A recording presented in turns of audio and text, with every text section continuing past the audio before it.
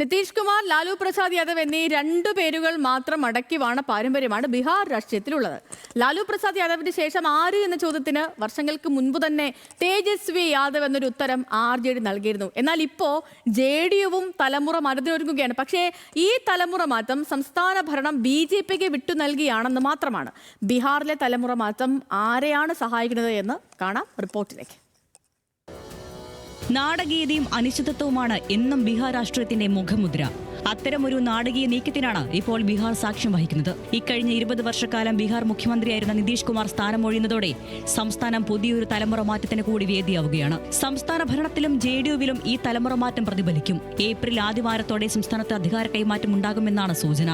BJPക്ക് മുഖ്യമന്ത്രി സ്ഥാനം കൈമാറി നിതീഷ് കുമാർ രാജ്യസഭയിലേക്ക് പോകുന്നതോടെ ബീഹാർ രാഷ്ട്രീയത്തിൽ നിന്നും JDU അപ്രസക്തമായേക്കും. കൂടാതെ ഇതുവരെ JDUവിൽ പ്രാഥമിക അംഗത്വം പോലും ഇല്ലാത്ത നിതീഷിന്റെ മകൻ നിഷാന്തിനെ ഉപമുഖ്യമന്ത്രിയാക്കാനുള്ള തീരുമാനം എത്രമാത്രം ഫലം ചെയ്യുമെന്ന കാര്യത്തിലും അനിശ്ചിതത്വം നിലനിൽക്കുന്നുണ്ട്. കഴിഞ്ഞ നിയമസഭാ തെരഞ്ഞെടുപ്പ് പ്രചാരണ വേളയിൽ പിതാവിനായി വോട്ട് അഭ്യർത്ഥിച്ച് ചില പൊതുവേദികളിൽ പ്രത്യക്ഷപ്പെട്ടത് മാത്രമാണ് നിഷാന്തിന്റെ പൊതുപ്രവർത്തനത്തിലെ പ്രവൃത്തി പരിചയം.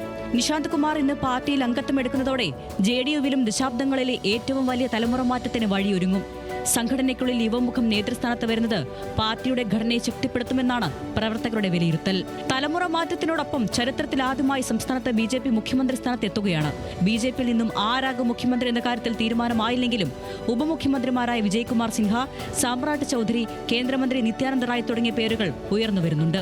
1990കളുടെ സംസ്ഥാനത്തെ കോൺഗ്രസ് ആധിപത്യം അവസാനിച്ചെങ്കിലും 2026 വരെ ബീഹാറിൽ BJPക്ക് ഒരു മുഖ്യമന്ത്രി ഉണ്ടായിരുന്നില്ല.